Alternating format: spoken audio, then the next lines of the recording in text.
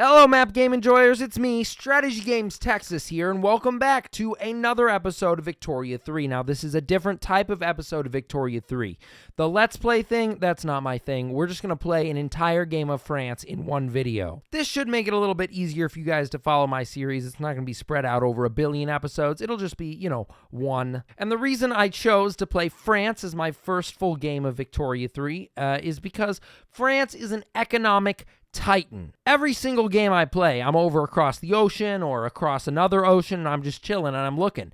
But France always seems to have a massive GDP, and their people live like kings. I don't know how they do this, so I have to discover it. Anyway, Victoria 3 has been out for a month-ish. I have been playing it a ton.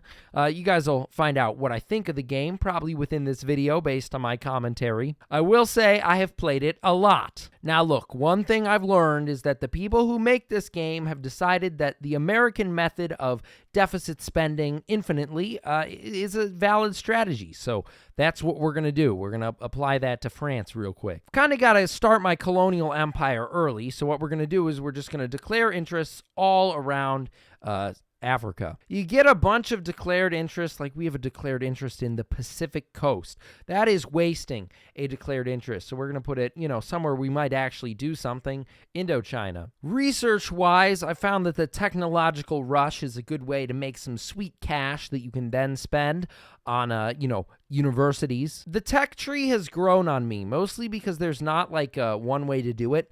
Like, for example, in Victoria 2, you always went for the research techs first, but now you kind of have to build your economy to increase your research. It's different, but I like it. Also, France has a lot of resources all over the country, but what they don't have is like dye and, coffee and all the stuff that the British would historically have. So it's definitely advantageous at the start of the game to start colonizing. And I don't even care where you start colonizing. It's just kind of like everywhere. So naturally, I'm colonizing pretty much every available province. I think we'll start out with some poor laws. People aren't really happy with it, landowners, but that doesn't matter because they won't do a civil war or anything. So the reason the French economy is so strong, at least at the beginning of the game, is because the investment pool can pay out 4.7K, and it doesn't even break a sweat. I doubt this will last, to be honest, but that's wild. Most games, you make it to the end of the game and your investment pool doesn't pay out that much money. Historically, France went after Vietnam during this period. Now, I don't know how to do naval warfare, to be quite honest with you, but it looks like we probably won't have a problem. Let's just start this thing and then hope that they give me the territory without actually having to go to war, because I don't know how to naval invade, folks. Please. Oh, yes, they gave it to me.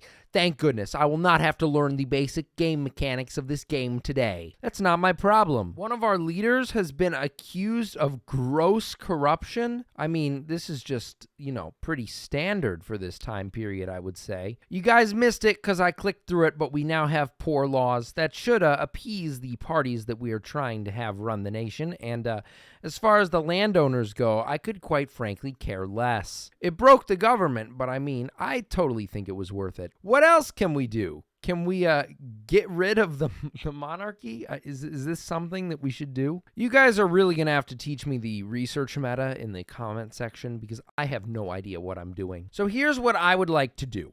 My market is okay for now.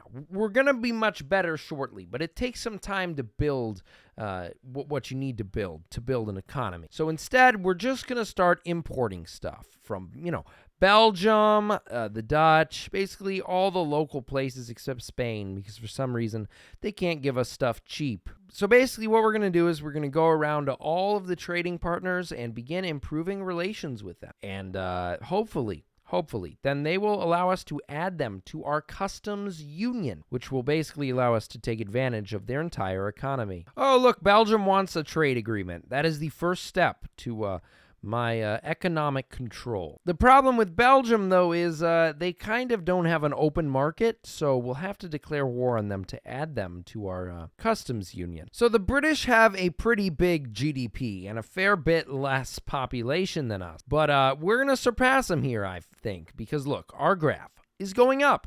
The British graph is so stagnant, it could be a pool of swamp water in Louisiana. Oh no, the British added the Belgians to their customs union, which is just, it's dumb. It's dumb. We somehow managed to get an alliance with Portugal, but we cannot add them to our customs union, of course, because for some reason we can't break their pact with Spain until the 3rd of March in 1855. So we've kind of reached the point where the French GDP just takes off like a rocket. Everything we do turns into gold. We are going to trounce so hard on the great British market, it's not even going to be funny. We don't need anybody in our, economic realm because we're just going to do it ourselves. Looks like we're going to have a big showdown here in North Africa over Morocco because Austria decided to side with Morocco. So you might as well take more if you can. So let's just add some more goals and take basically the entirety of Morocco. Don't know what the infamy limit is in this game, but we are probably getting mighty close. I took a lot of stuff. Okay, here goes nothing. Hopefully Austria doesn't get too meddling in these affairs. Also, I am just destroying the Austrian troops here in Morocco, so that should end soon, and then I will have all of North Africa to myself. Absolutely beautiful and perfect. Except for this little part that was taken by Spain. Not cool, Spain. Look, Portugal will join our customs union. Yes, please. Hopefully the first of many. I want the Swiss too, but they won't let me take them. We now have the #1 GDP in the world too. I mean, nothing can stop France except for the infamy limit, which is looming. I seem to have a bad habit of getting in stupid wars with Spain. I don't know how it keeps happening. I go to war with Spain. It's a bad habit. Good thing Spain is really bad at playing the game. I also dislike how much infamy you get when you're just trying to take some colonies in Africa.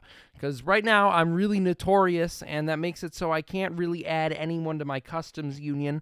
So everybody has left me, except for Switzerland. Thank you, Switzerland, for being cool. Let's get a parliamentary republic up in here. I don't really care that we're abolishing the monarchy, but I think it's about time that the people started speaking for this economic boom. Oh, look, we can build the Eiffel Tower only in Paris, and it will cost $512,000, and it doesn't seem to do anything. Why not? It'll look cool on the map. I don't want a revolution at all. Burgundy, Champagne, oh man, that would be a bad revolution too. Hey, we passed parliamentary republic. That should make it a little bit more fair for our citizens here. Oh look, our color changed when we shifted to a republic. I think that's cool. Does this mean our leader is no longer the king? Yeah, now we have Chancellor Guillermo. Oh no. This man is 92 years old and running our country? This man was alive before the Napoleonic era. Ridiculous. Look, it's the Eiffel Tower sitting on the river. Beautiful. This is a sign of French prosperity. And the other sign of French prosperity is the fact that the North German Federation, not looking so prosperous, their GDP has hardly grown over the entire game. We have the #2 standard of living worldwide behind the United Tribes, which is apparently, I don't know, it seems like a British colony of some sort. France is actually so epic. If you want to play a nation and learn how to play this game, play France. It is really, really hard to screw it up. Meanwhile, the North German Confederation, which was really overpowered in Victoria 2, is suffering. In every single game I've played of Victoria 3, the North German Confederation just has a bad time. I'll probably have to make a video about them to show that they are in fact playable and not a big brown mess like they are when the AI plays it. I'm going to say that custom unions are not my favorite part of this game. Honestly, I think the system is worse than the one in Victoria 2, which is hard to think about because the one in Victoria 2 is pretty bad as well. But it's really difficult and tedious to try and figure out how you can get people in your customs union, and then they leave like a minute later because there's no way to defend like there was in Victoria 2. If you guys have played this game, you probably understand this. I do like the new trading mechanics, though. I think they're a little bit more realistic, and there's always a way to get goods, which was a big problem in Victoria 2. Time to declare a rivalry with Spain. Not like they can really compete with us. We have a GDP that is literally 20 times theirs. The amount of infamy that it takes to take a core state in this game is ridiculous. 32 infamy for Catalonia? What in the world? We might as well be having mercantilist policy, because after I accumulate all of these infamy points, nobody will love me anymore. But that's okay. I want Catalonia so bad. Don't quite know how good my military is. Haven't really invested in it, but it's up to date. It's a modern military, so we might win. Oh no, Germany has sided with Spain? Oh, what a load of malarkey. Oh, brother, this is going to be terrible. I'm just going to conscript the entirety of continental France. I don't even care. And then we've got to call them up to the Rhineland because Germany's just going to blast through my defenses up there. All right, we had better be winning battles or it's going to be over before it even started. Hey, Brazil is here helping me out. Oh yeah, we're beating the Germans in the Rhineland and we're beating Spain in southern France. But our offensive battles are absolutely terrible. I guess this is to be expected. Oh, wait, we're pushing into Spain? Wow, the French military, actually good. Defending against 80, I don't even know the number, but 80 brigades of Germany. Winning in Spain? Incredible. I'm at war with Russia, too, and I'm still winning? Oh my goodness, France is broken, beating Russia, Germany, and Spain at the same time in 1876. I mean, how does this even happen? I mean, look, all I did was pay for the most up-to-date military, and I'm steamrolling, losing a ton of money, but that don't matter. And now we're pushing into the Rhineland.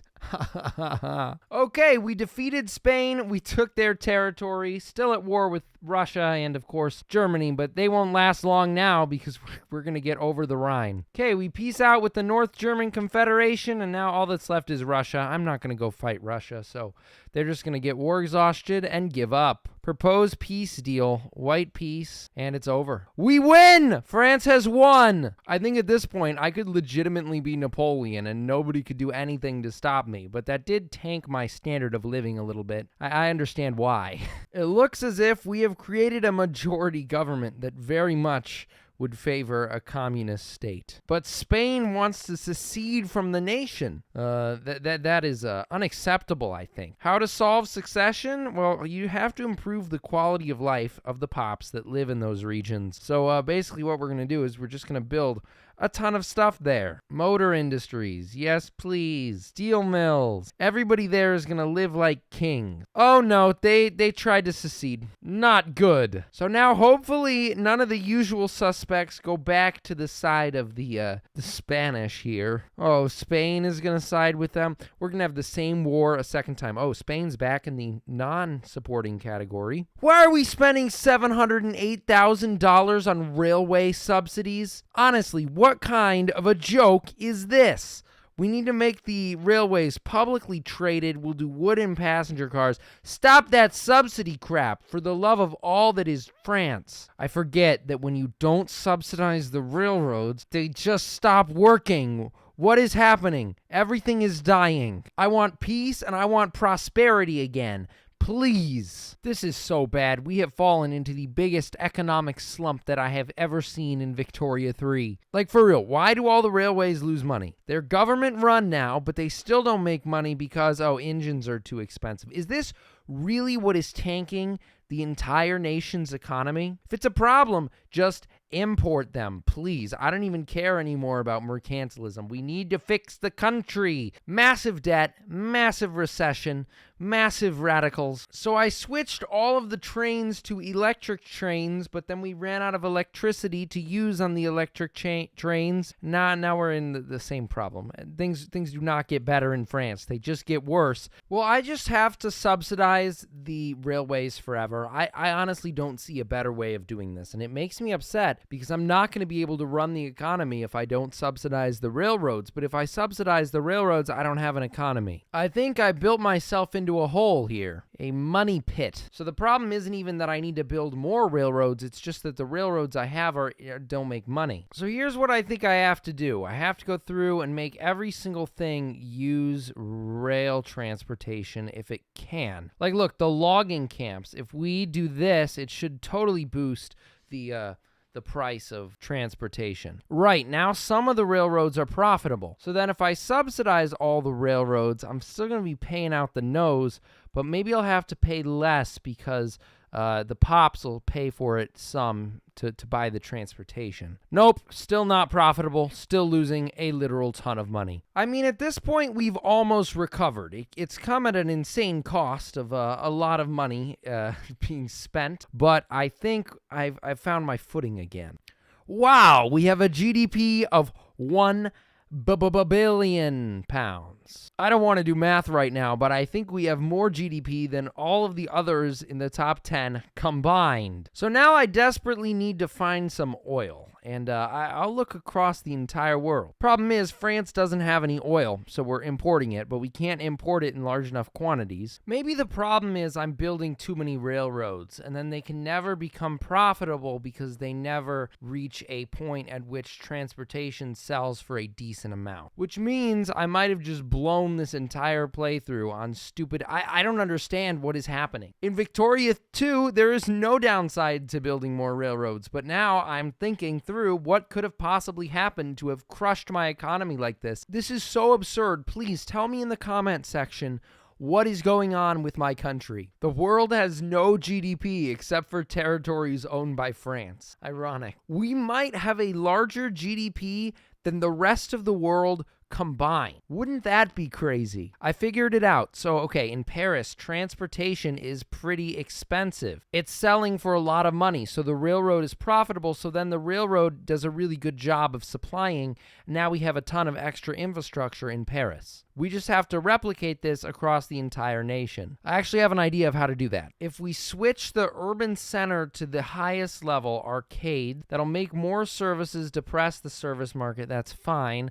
And then we do, I don't know, some crazy stuff. Electric streetlights. Then maybe the public trams will increase, hopefully, and that'll charge more. The basic line of thinking is if there's more people in the urban centers, then there's more people using the transport to get there, which should increase the profitability of all the railroads where there are urban centers. So for now, we're just going to put all of our economic stuff in Paris because it's the only place that can be supported by the infrastructure, and hopefully, eventually, everything else will fix itself. The GDP of the province that Paris is in is worth 130 million pounds. The GDP of the North German Confederation is 70 million pounds. So that means that Paris has a better GDP than Germany and also Russia, because Russia's GDP is barely 80 million pounds. Absurd. I have decided to fund completely the railroads, and the reason for that is I'm just going to cut down on these radicals and hope that they never rise up again, please. I mean, immediately. Funding of the railroads just increases the standard of life at such a rate. This is the problem with everything. The amount of extra transportation that we have is absurd. The entire economy is being held back by the fact we have no oil. Like, the only oil-producing province on the entire planet must be in Texas. But of course, the United States don't know what they have, and they've decided not to do anything with it. You know what? I don't even care. I'm going to conquer Texas from the United States of America. Don't actually think I'm going to ever fight in America. I'm just going to send all my troops down here to Africa and hope that we win. Okay, America, chicken out and give up, please. I would really rather not fight this war, but I think we're going to have to. Might as well make it worth it and demand another state. It's just you, me, and Switzerland, America. They're not giving up. Oh, boy. Uh-oh. No. Revolution. You know, I was woefully unprepared to deal with something like this, to be quite honest. And this game is much more difficult than I realized, because I'm used to bullying everyone in Victoria 2, and when it comes to Victoria 3, I can't do that. We're still going to win.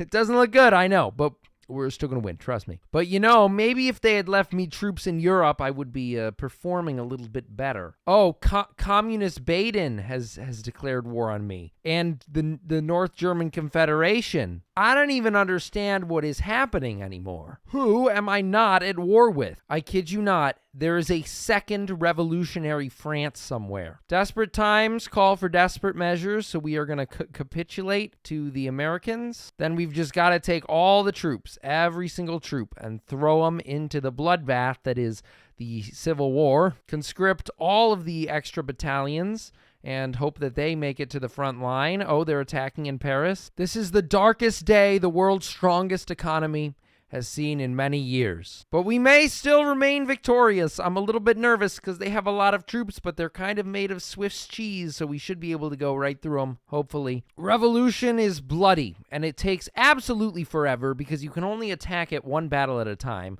which I think is pretty dumb. But pretty shortly, we'll have reconquered our rightful territory. We're going to capitulate to Baden because I think they're allied with the North Germans, and that's not good. But we are rapidly pushing through the enemy French territory. They are rapidly running out of war support. And we have won. We annexed revolutionary France. France is back. France is in mega debt because for some reason we have subsidized everything. The economy is broken. It is clear to me now that we've run it wrong, so it will require subsidy. But the current capitalist government that I am running will not be able to amass enough funds to pay for those subsidies. So instead of continuing along this path that has honestly not gotten us that far, I think we should turn to alternative measures. Because some people have invented this thing. Little thing is called a command economy. And I think we put that in. We should do a little bit better. Hey, we passed command economy on the first try. Radicalized some people, which might lead to a civil war, but it can't be that bad, can it? So basically what this does, it gets rid of the investment pool.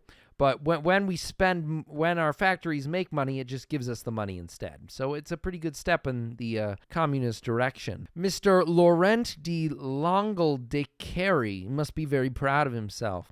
America is still sitting on this massive reserve of oil in Texas, and they're not using it, so I think it rightfully should be mine. Hopefully this time we won't get interrupted by a massive civil war. Oh well, it's wartime. It is wild that we are fighting a war only in Africa, and we might get what we want, except... oh no, there's an uprising in America. And they have Texas, so we lost our war goal. How could this happen? I swear, the game is convinced to never, ever give me oil. Oh my goodness, the war is over and we did not get Texas. Every single one of my political parties have just united into one massive political party, from the trade unions to everybody else. We've lost the communists. They're now just the radicals. But everybody's happy. This is incredible. Because it looks like we're not really going to be able to continue along with the communist thing. We will go back to interventionism. Our railway issues seem to have been all but solved. And I'm only paying... I mean, I was going to call it a minor subsidy, but that is $786,000 just for the railroads. But yeah, most of our problems have been solved. It's fantastic. Except for oil. We still need oil. Now look, it was kind of out of desperation I did this, but I've invented the machine gun, and it would be a real shame if I didn't use it. So I've decided that I will use the military, and I will use it by taking some territory from Italy. Let's go, Italy. Fight me, and, maybe you should be fighting Tuscany first, but fight me as well. I guess I could fight Austria, too, if you really want me to. Oh, Italy gave up, and they gave me Savoy. Nice. Okay, back to interventionism. What? Oh, it automatically subsidized everything. Why? Turn that off. Turn that off. You could say I'm a little bit obsessed with the state of Texas, but I think the third time is the charm. No funny civil wars, America. No funny business. You are not even using the oil that you sit on, and I need it for myself. Oh, they gave it to me. They didn't even want the war. They just ceded. There's basically no market access there, but it's okay. We're going to make this work. French Texas is here. And then immediately we got to go in there and do what we came here to do. Oil rigs. Just as many as possible. 50 oil rigs. Such an incredibly mercantilist way to do this. I was just like, no. I won't wait until other people build their own industry so I can trade with them. That's not cool. I'll just conquer territory and build my own oil industry. Finally, oil in the French market. Don't mind me, I'm just immediately going to start spending it on every single thing that we have. Assembly lines? Yeah. Automatic bottle blowers? Yeah. All the stuff that needs oil. Of all the things that could happen, we cannot hire enough people to work in the oil fields. I am crying. And it is slowly decreasing the productivity of the entire French economy. How many people live in Texas? How? How do only 400,000 people live in Texas in the year 1916? insane. 1.41 million people live in Corsica, a tiny island. Every single square foot of Corsica is covered in factories and houses. France has a massive overpopulation problem. Every single week, these oil rigs make almost 300,000 pounds. They make more money than the French government is making right now. Some happy Texan capitalists, I'm sure. So the moral of the story is, to run my economy, it appears we'll need even more oil. I only switched a couple of my factories to use oil, and it just slaughtered the entire economy. I cannot believe it. So, basically, I have one of the best oil-producing provinces in the game, and it is not enough. So now, my entire economy will not be able to run efficiently because there is simply not enough oil on the planet to support it. Like, nobody can get automobiles in my nation because there is no oil for that. I can't just have my people burning through the precious oil that I work so hard to get. The oil rigs in Texas are the most productive building in the entire world. So I located more oil in Indonesia, but I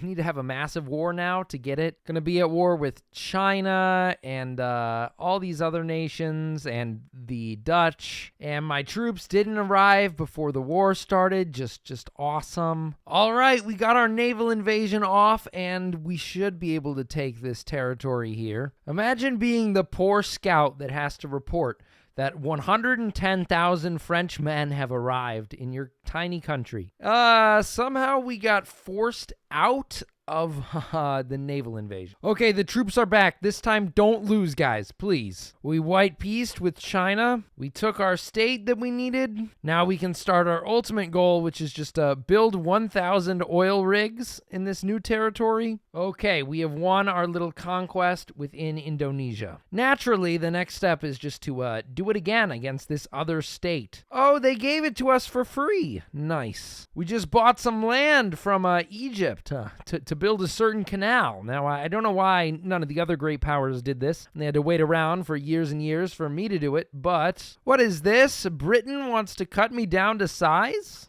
Not cool, Britain. They're supported by quite a few people. I'm not gonna lie, this is a little bit scary. Okay, Britain, I would appreciate it if you didn't continue with this diplomatic play, man. But if you choose to, nope, Britain went through with this war. So now what? Guess this is what happens when you go over the infamy limit. You messed up this time, Britain. Good job, Britain. Now you have to pay me war reparations, my friend. Britain is just jealous of my excellent standard of living. I think this is where I'm going to end this playthrough. We were very successful, $2.4 billion, beat up pretty much all the great powers at one point or another. Personally, I think within Victoria 3, they need to add more oil RGOs, and then we need synthetic oil production, so there is no hard cap on the amount of stuff you can do. From this playthrough, with all the railroad struggles and stuff, I'm not even sure that we were supposed to ever get a GDP like 2.4 billion, and I'm wondering if it's this easy to succeed at all the other nations. Well, y'all can find out if you like and subscribe to the channel, because I will probably be making more Victoria 3 content. The game has some flaws, and I don't quite understand all the intricacies of the economy yet, but I am enjoying myself, and I really appreciate y'all taking the time to watch my content. See y'all in the next episode, and bye.